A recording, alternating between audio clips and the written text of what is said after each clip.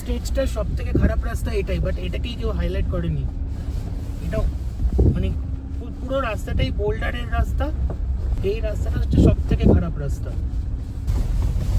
রাস্তায় নেই, পর্বতের রাস্তাটা দেখছি খুব টাফ, পুরো পাথর। এটা আমরা পেরিয়ে এলাম, এই যে এখান দিয়ে জল বইছে পুরো, মোটামুটি অল্প স্রোত রয়েছে। রাস্তার অবস্থা এতক্ষণ যেটা দিয়ে এলাম প্রচণ্ডই খারাপ। এখনও জানি না সামনে কি আছে, ওই যে সামনে আমাদের গাড়ি দাঁড় করানো, এই রকমই রাস্তা পুরো। দেখো রাস্তা দিয়ে জল চলে যাচ্ছে। এই পাশে রয়েছে কালী নদী। यहाँ पे कितने रूम होंगे? यहाँ पे 12 रूम है, 12 एक एक रूम में कितने लोग रह सकते हैं? यहाँ पे हमारे ऊपर 4 बेड का रूम है और यहाँ पे 7 बेड का, 5 बेड का, 12 बेड का है। जो 12 बेड का उसमें हमारा अटैच लैट्रिन बाथरूम नहीं है। जो हमारे 4 और 5 बेड के उसके लैट्रिन अटैच है। अच्छा, ये हमारा रूम, ये हमारा अच्छा ये 7 बेड है। ये 7 बेड है। ये हमारा ऐसा है, ये अटैच बाथरूम है ना? अटैच है हमारा। ওম পর্বত অর্থাৎ যে পর্বতে প্রাকৃতিকভাবে ওম লেখা, আর যেটা প্রথমে শুনলে একেবারেই বিশ্বাসযোগ্য বলে মনে হবে না। আর আজ সেই অবিশ্বাস্য ঘটনাকেই নিজের চোখে দেখতে চলেছি ওম পর্বত দর্শনের পথে।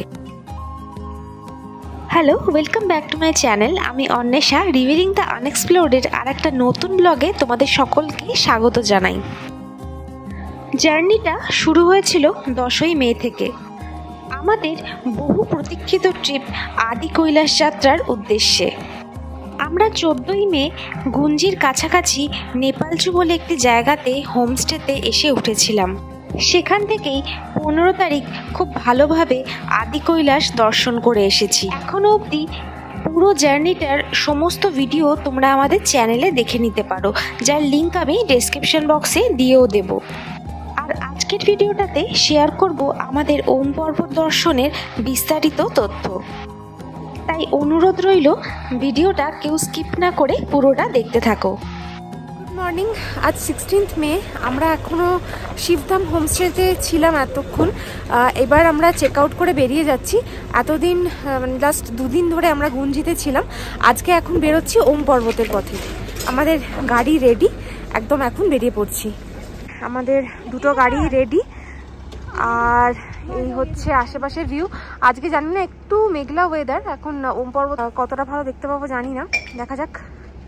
চলো এবার বেরিয়ে পড়ি। আশেপাশের ভিউটাও কিন্তু অসাধারণ লাগছে। আমরা কিন্তু একেবারে হোটেলে চেক আউট করেই বেরিয়েছি। আমরা ওম পর্বত দর্শন করে একেবারে চলে যাব ধর্মা ভ্যালির পথে।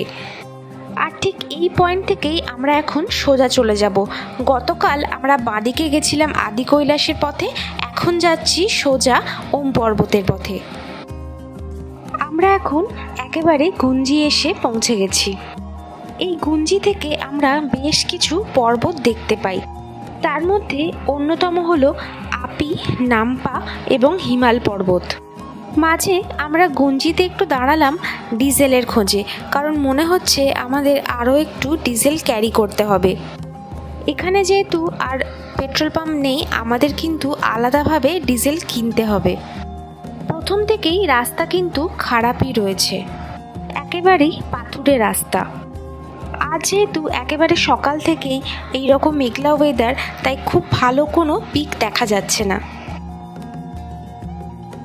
আজ কিন্তু একেবারে প্রপার অফরোডিং হচ্ছে। এই রকম রাস্তায় ড্রাইভ করা কিন্তু বেশ কঠিন, একদম ঝুড়ো পাথর, তাই গাড়ি স্কিড করার সম্ভাবনা থাকে। বড় বড় পাথর পড়ে রয়েছে পাশে। এই রকম রাস্তায় 4x4 গাড়ি ছাড়া অন্য গাড়ি চালানো কিন্তু একটু টাফ। পাশ দিয়ে বয়ে চলেছে কালী নদী। পুরোটাই প্রায় ধসপ্রবণ এলাকা, আশেপাশে বেশ বড় বড় পাথর পড়ে রয়েছে। গতকাল আমরা আদি কৈলাসের রাস্তা যতটা ভালো পেয়েছিলাম, ওম পর্বতের রাস্তা ঠিক ততটাই খারাপ। রাস্তাটা একেবারে অনেকখানি উঁচু, তবে ডান দিকের পাহাড়গুলো ভীষণ সুন্দর লাগছে, একেবারে সবুজে ঘেরা। এখানেও নদীর পাশ দিয়ে রাস্তা, খাই যাচ্ছে না, শুধু তো পাথর, একটুখানি সরু হয়ে বলছে। নদীটা চওড়া এখানে দেখাচ্ছে, নদীর বেডটা কত চওড়া। হ্যাঁ হ্যাঁ হ্যাঁ, এটা হয়তো বর্ষায় ভর্তি থাকবে, এখন তো এই সময় জল কম থাকবেই।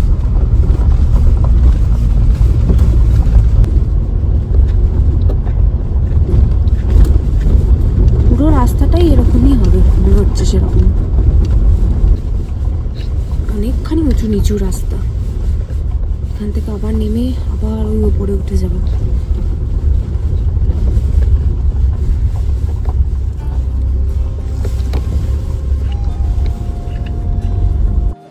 আজ কিন্তু ওয়েদারটা একেবারেই খারাপ, ওম পর্বত কতটা ভালো দেখতে পাবো সেই নিয়ে একটু ডাউট হচ্ছে। খুবই খারাপ রাস্তা।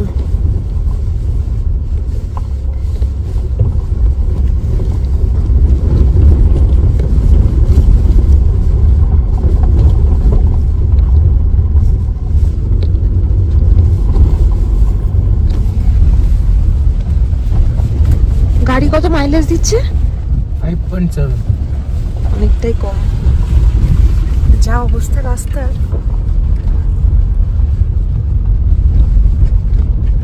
যত এগোচ্ছি রাস্তার কন্ডিশন আরও যেন খারাপ হচ্ছে।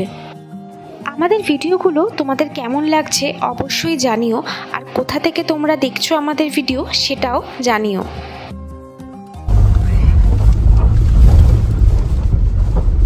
অনেকখানি উঁচু।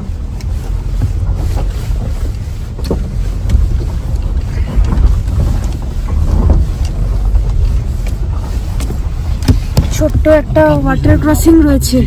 গাড়িটা চললো না, কাগজের রক জায়গায় গাড়িটা চললো না, এইটাই সেই জায়গা, এই যে জল যাচ্ছে। হ্যাঁ, এইটা কত বলছে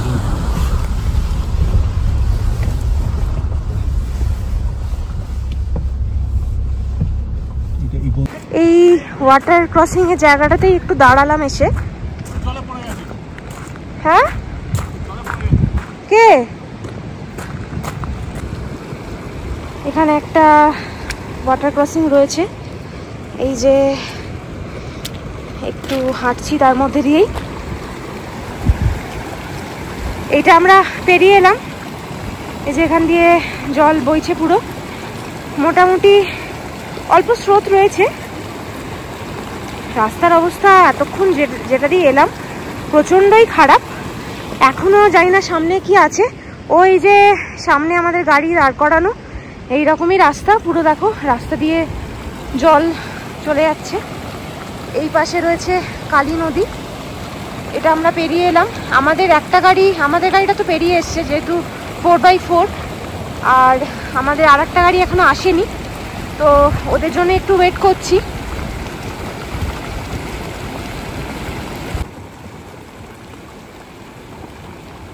এই যে আর একটা গাড়ি আসছে আমাদের।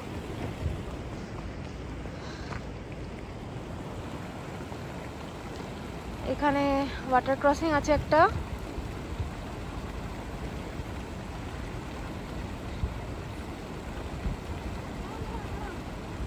হয়ে গেছে, এটাও পেরিয়ে যাবে। চলে এসো।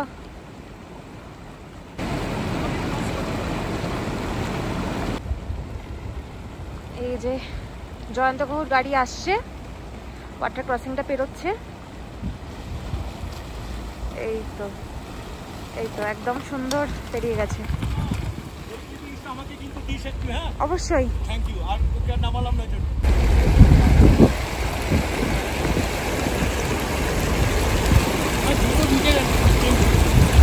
হ্যাঁ, এটা ভিজে গেছে, জুতো চেঞ্জ করতে হবে তাহলে। ধরবো, জুতো ভিজে গেল তো তোমার। ওহ, অসাধারণ এক্সপিরিয়েন্স, যেমন ভয়ের তেমন থ্রিলিং ব্যাপার একটা। চলো এগোই। এখন মনে হচ্ছে পুরো জার্নিটার সব থেকে খারাপ রাস্তা এটাই। ভিডিওটা একেবারে আনকাট রাখারই চেষ্টা করছি। এই যে লাদাখের রাস্তাটা অংশ, লাদাখের রাস্তা পরিষ্কার পরিষ্কার, কিচ্ছু নেই। আমরা এখন ক্রস করছি কালাপানি বলে একটি জায়গা। এই কালাপানি থেকে শেষনাগ পর্বতও দৃশ্যমান, তবে আজ যেহেতু একেবারেই ওয়েদার খারাপ তাই সেরকমভাবে দেখা যাচ্ছে না কিছুই। এই কালাপানিতেই রয়েছে একটি চেকপোস্ট, এখানেই রয়েছে প্রাচীন একটি কালী মন্দির। কালাপানি থেকে আর মাত্র কয়েক কিলোমিটার দূরেই রয়েছে ওম পর্বত। আশেপাশের পুরো উপত্যকাকে ব্যাস ভ্যালিও বলা হয়। আর এই অঞ্চলটি নিয়ে ভারত ও নেপালের মধ্যে এখনও বেশ দ্বন্দ্ব রয়েছে। ভারত দ্বারা এই অঞ্চলটি নিয়ন্ত্রিত হলেও নেপাল এখনও এই অঞ্চলকে তাদের বলে দাবি করে যায়। এই ওপরের রাস্তাটা মনে হচ্ছে অনেক পরে তৈরি হয়েছে, নিচেও একটা রাস্তা দেখা যাচ্ছে, তবে সেটা কিন্তু একেবারেই নষ্ট হয়ে গেছে। এই কালাপানি উপত্যকার সর্বোচ্চ চূড়া হলো লিপুলেক পাস, আর এই লিপুলেক পাস দিয়েই তৈরি হয়েছে কৈলাস মানস সরোবর যাত্রার পথ। স্লো করলেই থেমে যাবে। মোড়ের টানে যদি একটা গাড়ি নামতে থাকে আর হতে থাকে, ওইটা আবার সব এখানে আবার একটা হেয়ারপিন বেন্ড আছে, তো বেশ টাফ।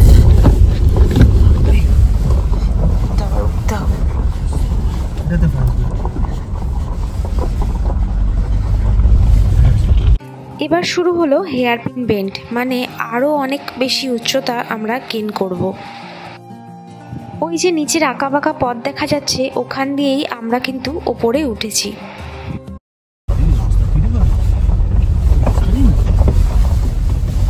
রাস্তায় নেই, পর্বতের রাস্তাটা দেখছি খুব টাফ, পুরো পাথর। এই স্টেজটার সব থেকে খারাপ রাস্তা এটাই, বাট এটাকেই কেউ হাইলাইট করেনি। এটা মানে পুরো রাস্তাটাই বোল্ডারের রাস্তা, এই রাস্তাটা হচ্ছে সব থেকে খারাপ রাস্তা।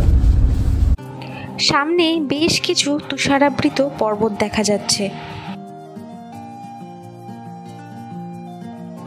এই রাস্তায় গাড়িকে পাস দেওয়াও ভীষণ কঠিন।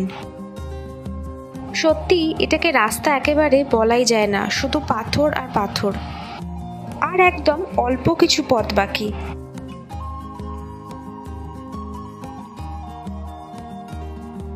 ছোট একটা ব্রিজ পেরোবো সামনে।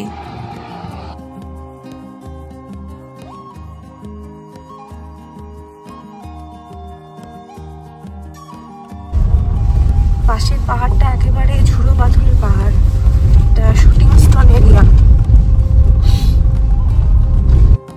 রাস্তা খুব খারাপ হলেও আশেপাশের সৌন্দর্য কিন্তু একেবারে মন ভালো করে দেবে। এই আজকের জার্নিতে যেমন অনেক রকমের প্রতিকূলতা আছে, তার উপরে এসে যুক্ত হলো এই রকম ধুলোর ঝড়। অবশেষে ওম পর্বতের প্রথম দর্শন পেলাম আমরা।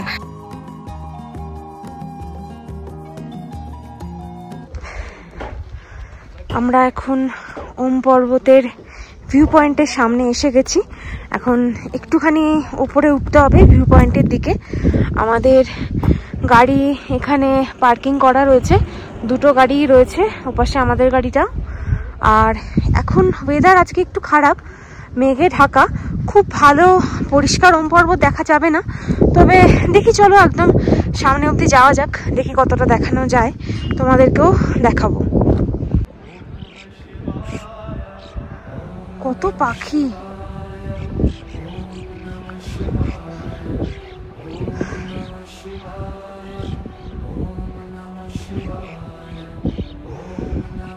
তবে দুঃখের বিষয় আজ কিন্তু ওয়েদার একদম খারাপ, তাই ওম পর্বতের ওমের অল্প কিছুটা অংশই দেখা যাচ্ছে।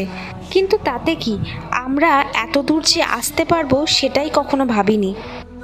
এই আদি কৈলাস যাত্রার প্রত্যেকটা দিনই যেন একদম লাইফ টাইম এক্সপিরিয়েন্স হচ্ছে। হর হর মহাদেব।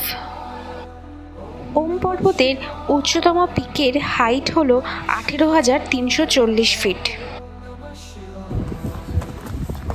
আমরা আরেকটু উপরের দিকে যাচ্ছি।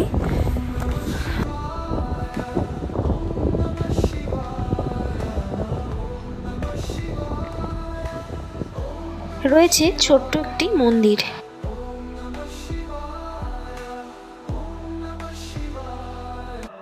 অপূর্ব দৃশ্য, এই দৃশ্যের সত্যি কোনো তুলনা হয় না।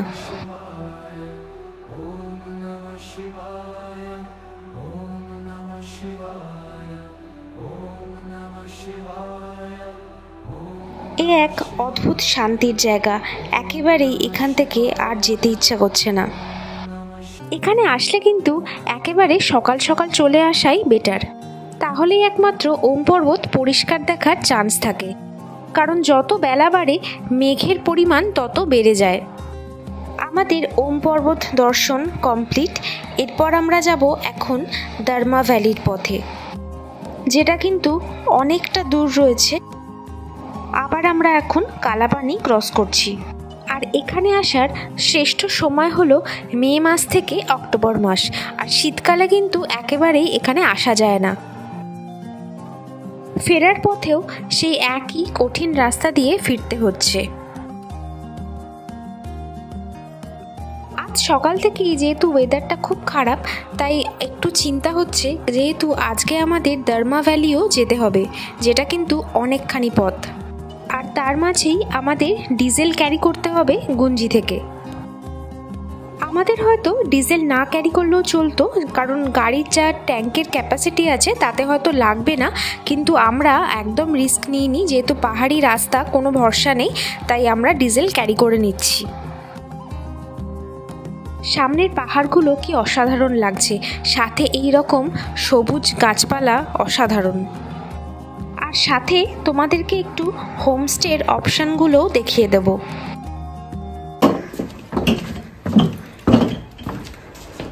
ये हमारा डाइनिंग रूम है। करंट ऑफ है शायद। अच्छा, ये रनिंग। यहाँ पे हम खाना बनाते हैं। अच्छा, खाना बना के यहाँ से खाना सर्व करते हैं, जो भी यात्री आते हैं खाना सर्व करते हैं। और हमारे होम स्टे का नाम है सोम गुंजार होम स्टे। अच्छा, ब्रेकफास्ट लंच डिनर सब कुछ मिलता है। और ये मेरा दोस्त है सोम गुंजार, हमारे भाभी है, उनकी मम्मी है, तो ये हमारा डाइनिंग हॉल है। अच्छा, बुकिंग के लिए जो नंबर लिखा है वहीं पे? हाँ, बुकिंग के लिए नंबर है। ठीक है। यहाँ पे कितने रूम है? होंगे यहाँ पे 12 रूम है, 12। एक एक रूम में कितने लोग रह सकते हैं? यहाँ पे हमारे ऊपर 4 बेड का रूम है, और यहाँ पे 7 बेड का, 5 बेड का, 12 बेड का है। जो 12 बेड का उसमें हमारा टच लैट्रिन बाथरूम नहीं है। जो हमारे 4 और 5 बेड के उसके लैट्रिन अटैच है। अच्छा, ये है हमारा रूम, ये हमारा अच्छा, ये 7 बेड है। ये 7 बेड है। ये हमारा ऐसा है। ये अटैच बाथरूम है ना? अटैच है हमारा। एक नाम ये लोग अब यहाँ पे এরকম সিঁড়ি আছে। ये हमारा 4 बेड का रूम है। अच्छा, 5.5 बेड हो गया इस बार। ये हमारा बाथरूम है, ये अटैच बात है ना? अटैच बाथरूम में सीट होगा। अच्छा, कमोड है। हाँ, कमोड है इसमें। गर्म पानी मिलता है ना? हाँ, गर्म पानी मिलता है सुबह 5 बजे। ओके।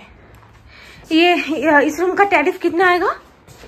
ये हमारा पर पर्सन 1500 रुपये बेड है। पर पर्सन 1500। इसमें लंच डिनर सब कुछ इंक्लूड होता है ना?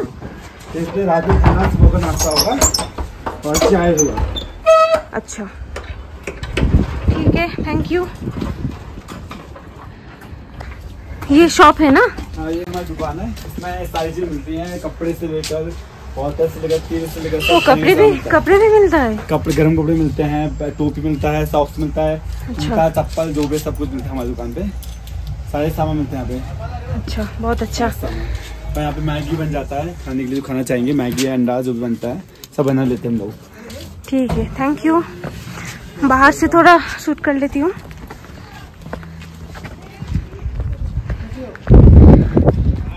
একদম গুঞ্জিতেই রয়েছে। এই হলো হোমস্টে, এই হলো পুরো হোমস্টেটা।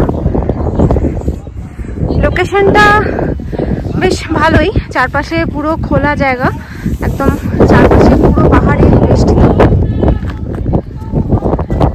বেশ সামনেই রয়েছে আরও একটা হোমস্টে, আদিদেব হোমস্টে।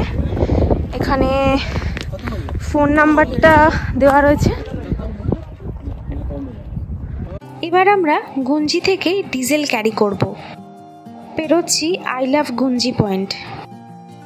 দর্মা ভ্যালি যেতে গেলে কিন্তু আমাদের সেই গুঞ্জি হয়েই যেতে হবে, অর্থাৎ যেখান থেকে এসেছি আজকে ওম পর্বতের পথে পুরোটাই কিন্তু আমাদের ফিরে যেতে হবে। প্লাস আমরা যেরকম ধারচুলা অবধি গেছিলাম ঠিক তার আগে পড়েছিল তাওয়া ঘাট, সেই তাওয়া ঘাট থেকে কিন্তু আমাদের অন্য রাস্তায় চলে যেতে হবে দর্মা ভ্যালির পথে। আজকের ভিডিওটা আর এর থেকে বেশি বড় করব না, আবার খুব তাড়াতাড়ি দেখা হবে তোমাদের সাথে পরবর্তী পর্বে। আবার খুব তাড়াতাড়ি চলে আসব আমাদের পরের ভিডিও নিয়ে। ততক্ষণের জন্য টাটা, সবাই ভালো থেকো আর আমাদের এভাবেই পাশে থেকো।